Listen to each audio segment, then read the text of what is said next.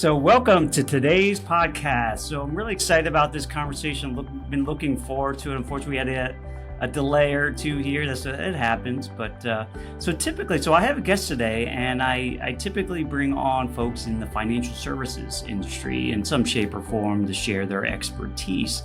But what I do know is that there's so much to be gained from learning from people who are not in the financial services industry. And certainly I'm grateful to have clients that I get to work with and help and partner with them in their own financial lives. And I'm starting to bring them on to our podcast here for people to learn from them. I mean, I oftentimes when I talk to my clients, I learn quite a bit, whether it's about business or life, and even things that they see in the financial world that really even helps me. So I'm always eager to share, and I'm hopefully going to bring more clients into this community, the Perennial Pride community, so you can to learn from their journey along the finances and life. So today I have Alex Flecker. He's a senior leader. He works at a Fortune 500 company. I've had the fortune to know him for over 10 plus years, worked together, and really love getting to know him and his family, and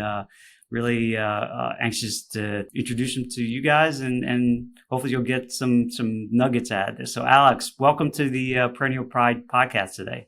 Yeah, thanks, Tom. Glad to be here. Looking forward to it.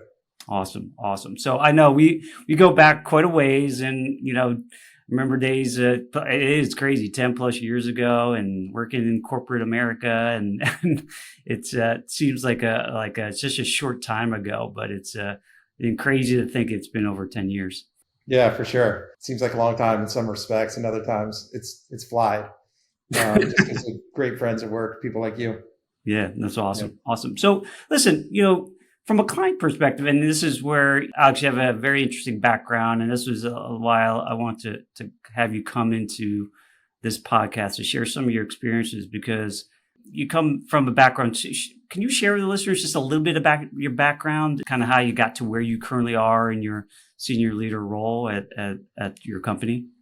Yeah, sure. I'd be glad to. And again, thanks again, Tom. Really looking forward to this. So just my background, probably like some of your listeners and many people, if not them, then people they know. I started off my professional career in the military. And so for undergraduate, I did college and did ROTC at the same time in the Army. And so as soon as I graduated, I had a job. There wasn't a choice of what career you're going to have. So I went into the Army. I ended up serving for a little over 7 years as an officer in the Army. And so, even before I went in, and then during that time, it started to shape how I thought about money and how I thought about saving and investing, et cetera. And obviously you're not going to get rich in a government job in the military. So it was really important to be thoughtful about how much am I saving versus how much am I spending, et cetera. And then I got out of the military, 2 years full-time at grad school, got an MBA. And then I've been working, for 17 years in corporate America. And obviously, you kind of work your way up. So I think the way I thought about money and even the assets that I have in my disposal, early on, you don't have long-term incentives and stuff like that. Mm-hmm. And over time, you get different financial vehicles in addition to 401k and stuff like that. So we can talk all about that. And I guess the only other thing I would add about my background is, just maybe my upbringing. Like I didn't grow up with around a lot of money. Like we had food on the table, and, it was a very loving household, but we didn't have a ton of money. But still, I didn't pursue probably either of my careers, the military or then working in corporate America.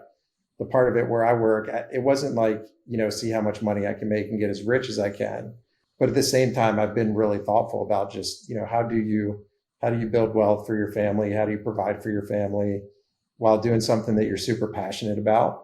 And then ultimately, as we get a little older, you think about also building a legacy and, how do you build for the next generation and not just, for what we make, and how you think about spending that for ourselves, but your family, et cetera. So that's the short background. No, that's great. No, and I appreciate you kind of going through that, because it kind of gives me an avenue, because I was about to ask that question. You beat me to the punch around kind of what growing up was like, because in my world, nobody talked about money, right? Money was, that taboo topic. And, obviously we didn't get much education growing up. And I grew up in a, upper middle income family, but money was never really talked about. So kind of what was that experience kind of growing up? Maybe money wasn't like a big sort of priority at the time or whatever. What was it like?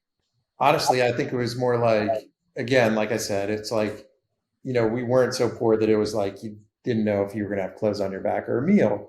Like we didn't take fancy vacations. It was more like get in the car and drive somewhere to a beach or, like I think I was on a plane once or twice before I graduated high school.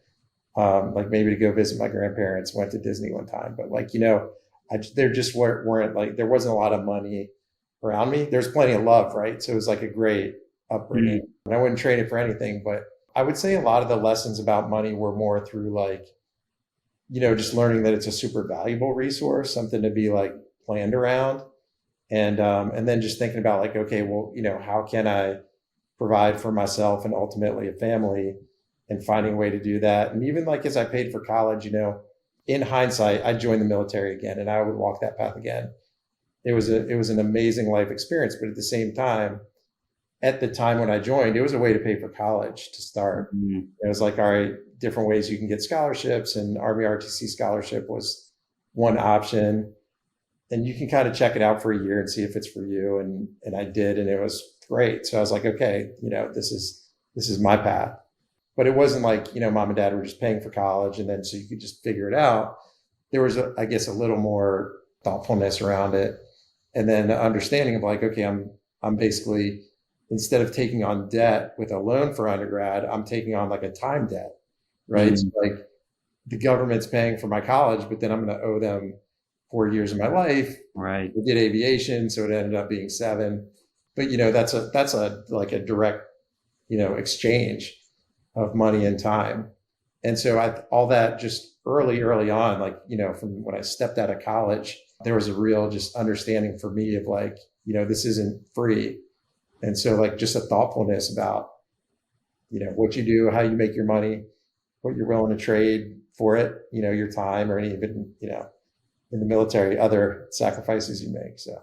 No, it's really interesting. And I think certainly for myself, I can speak for myself on this. I think as I've gotten older, that trade-off is much more apparent each day, right? Whether it is like trading, do I mow my lawn or not, right? Do I hire someone to do that, or do I want to spend time with my wife and kids? Yeah. Or take a nap, right? Or whatever it is, right? These sort of trade-offs that, when you're younger, you may not really think about them that much, right? You feel like you have forever anyway. At least, I look at my kids, they do feel like that. But, it certainly becomes a little more apparent when, I certainly as I get older, realizing that, these trade-offs in time, money, I can't buy back time, right? It kind of goes away. Right. But now you have to make those difficult decisions around funding things like college that even today is crazy expensive, right? How can you make that efficient choice in terms of use of your time or money? So how did, when you went to the military in the Army, and so 7 years, right? So obviously you're a leader now, senior leader, like what else within the Army did you take away through your experience there? And maybe not even finances, but maybe finances too. But like, what was your experience like in the Army, and what kind of has it helped you kind of through your life and corporate world and even fatherhood for that matter? Yeah. I mean, I learned so many lessons. I mean, I think leadership for one, and just, finding your own authentic leadership style. You get to do it earlier than most people do, because it's kind of like 22 years old and you're handed this responsibility to lead. And so you got to figure it out pretty quickly. And I think, probably forces like maybe a little bit of early maturation, just because you have a little bit more responsibility on your shoulders, which was like, I guess that was probably helpful. And then I think a lot of things of just doing a job in the military are very translatable to corporate America, or, if you're an entrepreneur, whatever you do, just like executive functioning, planning, thinking about money and budgeting, the value of resources, and time management, like all the things you need to be successful in a business role, you learn in the military, as well as like beyond just the leadership part, just collaboration and working in a diverse team. I think the military's actually probably been ahead of the curve in that type of stuff. Mm-hmm. So directly translatable. And then I went to B school, right, to just learn the language. It was like a foreign language.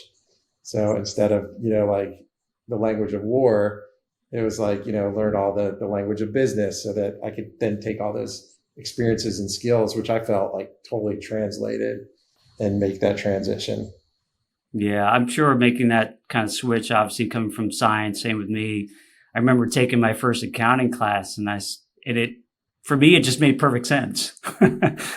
It just, for some odd reason, I'd never taken any business classes up to that point. So what was that sort of experience, or sort of making that transition to learning this whole new area in finance and business? I enjoy learning. So for me, it was a blast. It was just fun, and I had I guess just the benefit of a full-time academic program for B school.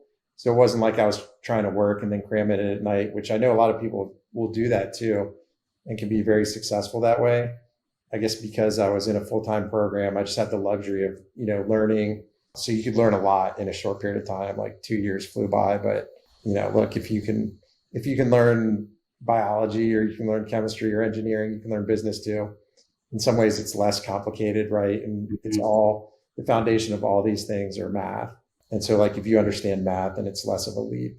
So it's, again, for me, it was more just like the language. So you mentioned accounting, right? And just understanding like, how does a balance sheet work? How does the income statement work? And like, what are all these terms and what do they mean? And then once you get it, you kind of get it. And so, yeah, I mean, for me, it was like less of a challenge and just more fun. Yeah. In hindsight, I'm sure at the time it's like school is school, it's work, and you're probably like complain about it, about studying for tests and stuff like that. But in hindsight, I enjoyed that time, and super beneficial to, a career in business is having a grounding, whether like you do it like the way we did and get it in a grad degree, or you get it undergrad in business. It's not like you got to wait for grad school.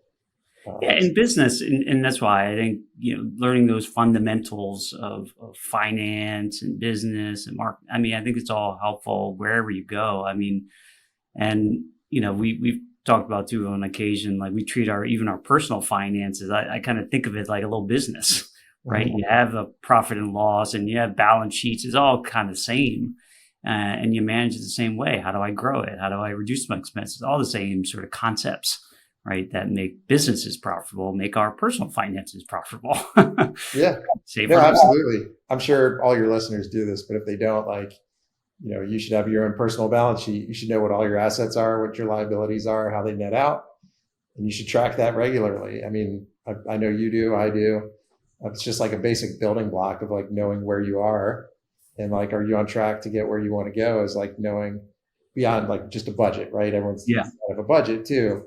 But beyond that, as you start, gaining assets and you take on debt, like what your car payments, your house mortgage, if you invest in real estate, whatever, you should kind of know the net of all that and like know how you're tracking, right?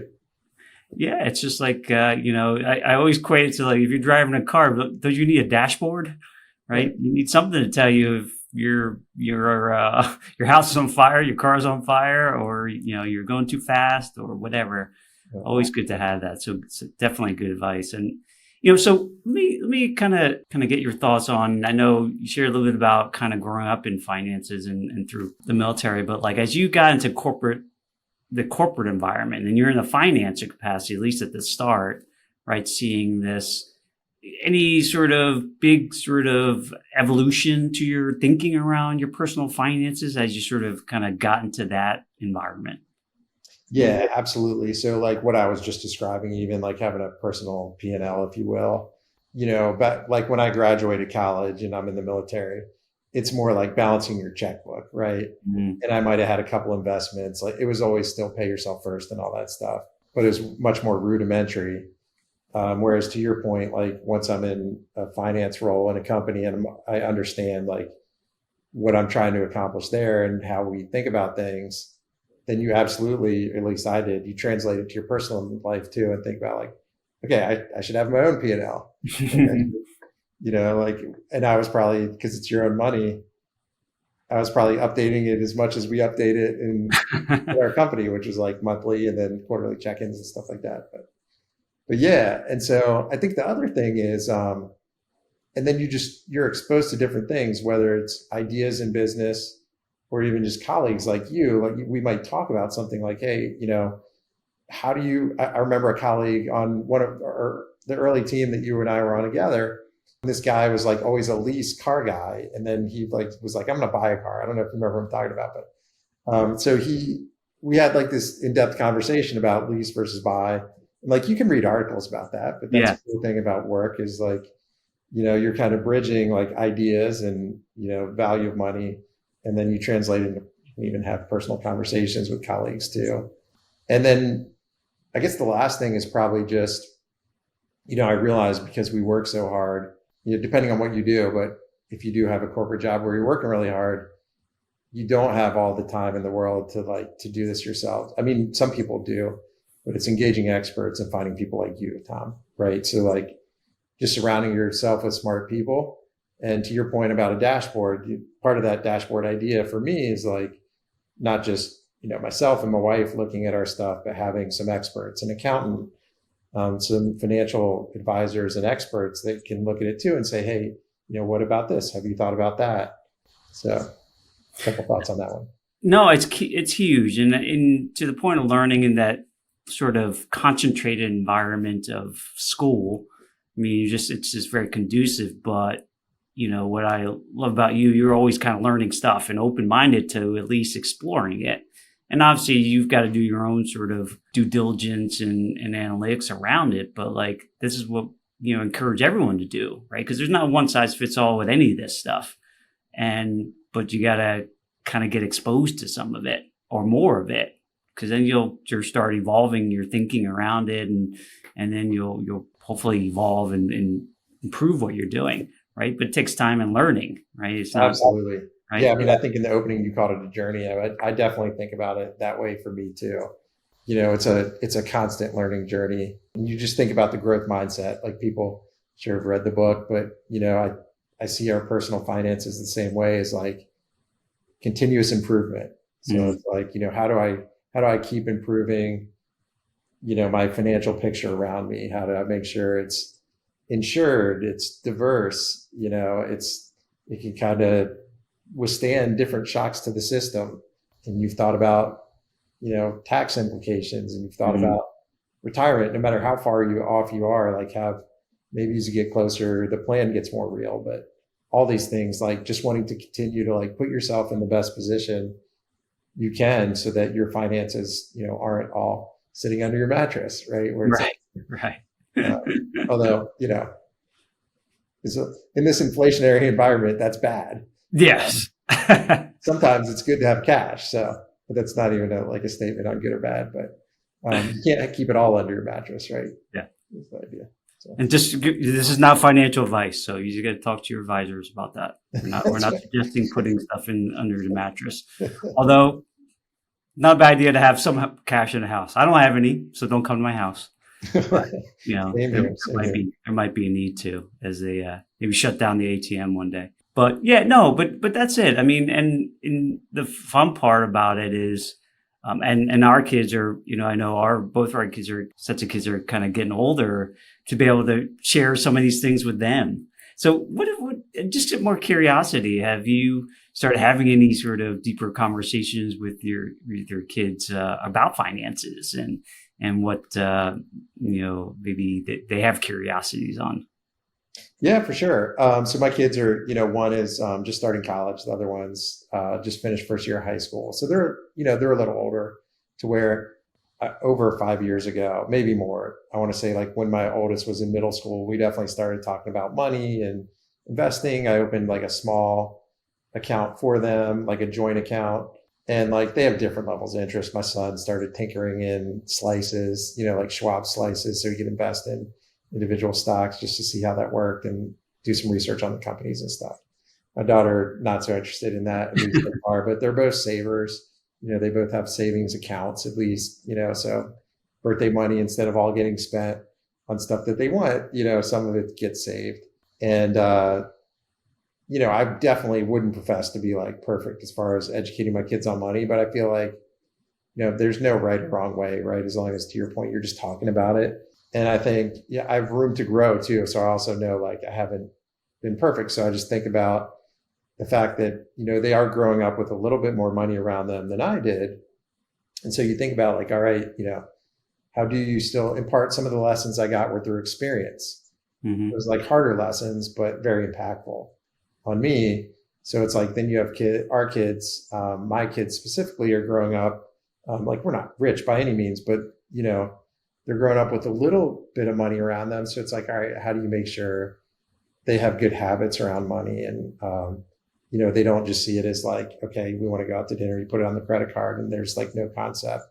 So, I think working is good for that too. So, it doesn't have to be like when they're first of legal age, but our son, he's home from college and he's working this summer and he's like talking to me about like, Dad, this is great because like I'm truly understanding like, the value of my time and my money. So that's another good thing probably is like encouraging them to have some type of job or like some relation to money besides just getting it from their parents.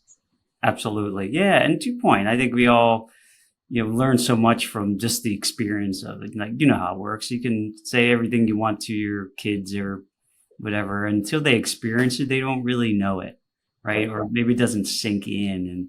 And I think experience comes, it's so valuable, and to have them have to experience paying for something, right, themselves, or seeing a paycheck that gets taxes removed from it. Where'd that go? Right? These are real things. This is life. So it's great to kind of experience it. And to your point, we just have to stay a little bit ahead of them, and hopefully they'll absorb it. So, for you, like being around like a lot of things finance wise, like what do you think has been the most impactful learning for you over the last maybe 5 or so years as you kind of delved into your finances a little deeper and you've kind of evolved? Yeah, for sure. I think like maybe one of the biggest things is just, there's ways to diversify beyond being diversified in like your standard investments, right? So like being diversified, I think for a lot, like the majority of my career was like, do you have like, different segments of the S&P, and then like you also in like mid cap and small cap and bonds, et cetera.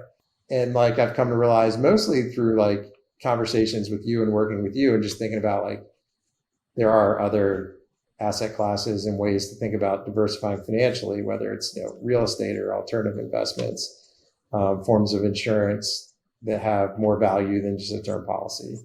It can do different things, even like having an umbrella policy. And so a lot of this stuff maybe doesn't come until you have like more than just a nominal amount of assets where it makes sense to start thinking this way. Because in the beginning, this wasn't really your question, but in the beginning, for me, it was always like, okay, just pay yourself first and put some money away, and don't carry credit card debt, right? Just some like basic right financial principles that I think, like every responsible American and citizen should adhere to. And then like, there's so much more, I think, once you actually, you have a 401k and you have different things, to not put all the eggs in that basket and start thinking about tax implications. And I think so the things I was just talking about, like over the past 5 years, that's where I've really started to try to press my thinking and, just learn more and think about like, okay, what else could we be doing? My wife has a business within the last 5 years. So same thing, like what can you get out of a business, and what does that offer from tax perspective and savings perspective and all that stuff, longer term planning. Yeah, I mean, those are huge things. I mean, like you hit on it. It's just, especially being in a company. I mean, I know when we first started off too, it was, you're kind of always subjected to that sort of small little bubble of what's available, right? They tell you what's available, and it's not all that much. And so you kind of, for a while, kind of stay in that lane. I was there too. And till you start exploring like you have too, is like, wow, business, real estate. I mean, there's a lot, and it could be overwhelming. But, thankfully you can to your point, leverage resources, books. There's probably way too much information out there, which is part of the problem. But a lot of stuff to get into and experiment with, right? Business isn't for everyone, but what we do know is most of the wealthiest people in this world, they got there with business. That's right. They got there from owning real estate things, and it could include working at a job. There's absolutely nothing wrong working a job, but it's, to your point, like it could be a complement of all of it, right? But it's trying to at least be open. And this is what I've always loved about you. You had the least courage to and open-mindedness to learn about it, right? Even if it wasn't right for you at the time or whatever, it doesn't really matter. But like, there's a lot of people that would never even take the step to and have the courage to even explore it. And they might be missing out on a whole host of things that are just better for them and their families and their wealth. And just in the end, their lives, right? Some people come to me saying, "Hey, I don't know where to invest, or I can't. How do I reduce my tax bill? My CPA says I can't do it." Well, that's why you go seeking other resources and people and experts and opinions, because people have solved these things. It just takes a little bit of effort and open-mindedness. So, absolutely, well said. So for you now, obviously there's a lot going on. Kids are getting older, and you mentioned legacy. I want to just touch on that for a moment. And how do you think about in terms of legacy and future generations? And I know you're really close to your kids, and it's great to see your family, growing as they are and maturing. Like how do you think about legacy? How do you define it?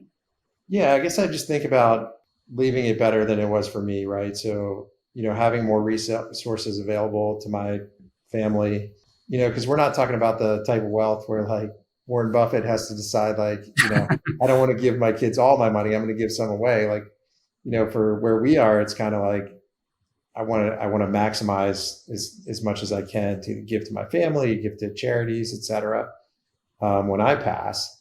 And, of course, like maybe even just the basics of making sure you have you and your family taken care of first before you think about legacy. But so maybe thinking about legacy is more of like a luxury than a must. Mm-hmm.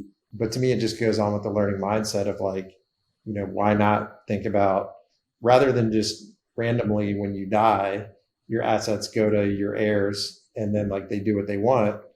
Why not think about like trying to direct that in some way? So it's not like I have a big plan yet, but hopefully, knock on wood, I got a lot of more years to go.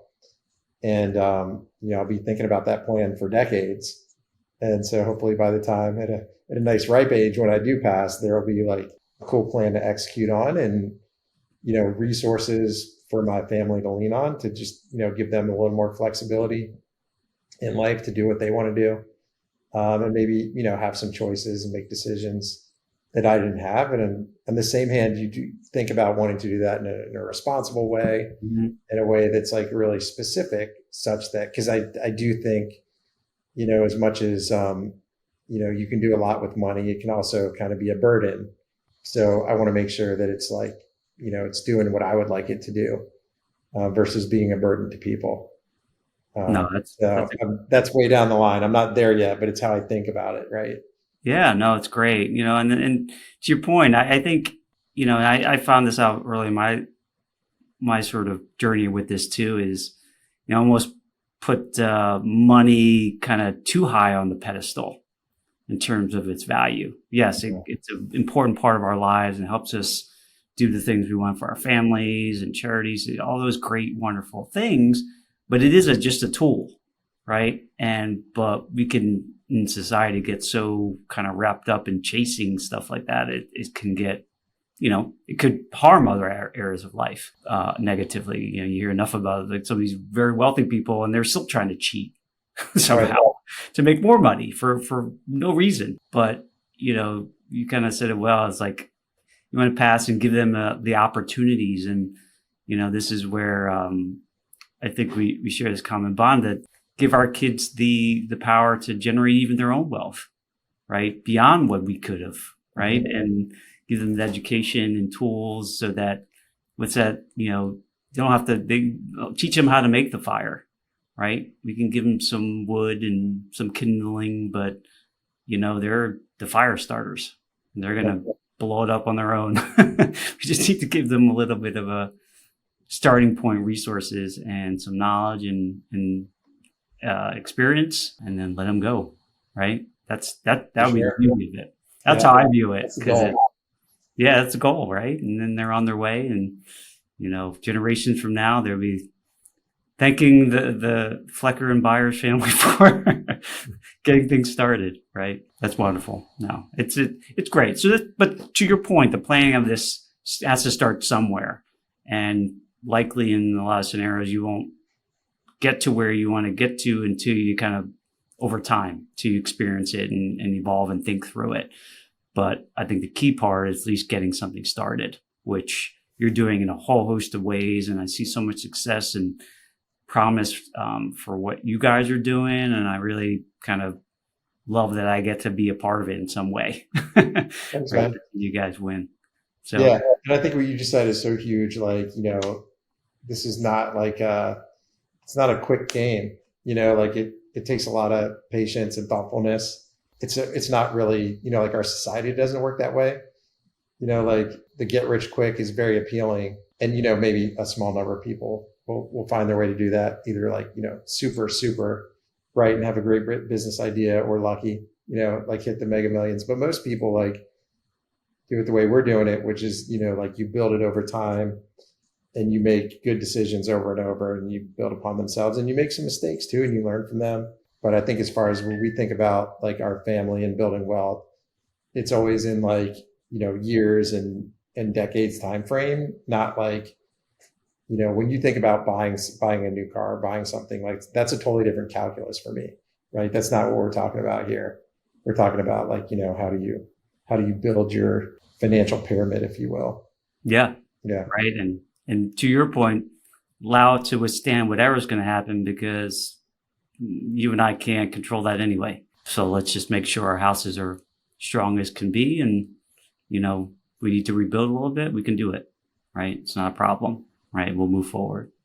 Yep. So Alex, listen, I really appreciate you sharing all of that. It's just really cool to hear. I know we've had some tremendous conversations over time, but I think our listeners would get so much value just to hear the stories of how you kind of your mindset around it and how you evolve your thinking around it, and hopefully giving them some food for thought for themselves and their own personal finances to take the leap to go research something or talk it over with their kids, whatever it is. Hopefully they got a little nugget. Anything, Alex, that you'd like to share maybe as a parting shot on kind of words of wisdom as kind of we end this podcast? I mean, I think we covered some good ground. I think, like much like anything else in life that's hard to achieve, like, building financial wealth and a sound financial picture, like there's no silver bullets, right? There's no magic. It's just, hard work and a growth mindset and surrounding yourself with smart people, which is what I try to do. And, hopefully we get to a decent place, right? Like no one's writing any business books about me, but we have a nice life for our family, and hopefully we keep building on that, right? Yeah, that's something to be grateful for sure. So thanks a lot, Alex, and appreciate you, and we'll see you soon. Thank you, Tom. Thanks for all your advice. Appreciate it.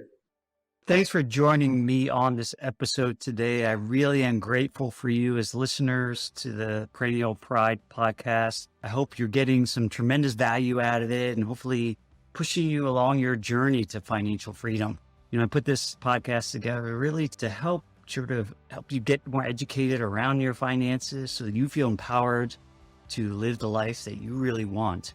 And if you like the content that you heard today or watched, then I would encourage you to go to my website, perennialpride.com. There's tons of other content there. And you can access my book, Wealth Beyond the Numbers. You can buy it there on my website. It's a aggregation of a lot of great tips and tools I've learned to not only build my wealth in my accounts, but build wealth in my life and abundance and joy, and something that has a lot of my experiences in the journey that I've been on personally. Hopefully that can be also of value to you as you sort of move forward. So thanks again for being a Perennial Pride listener, and we'll see you on the next episode.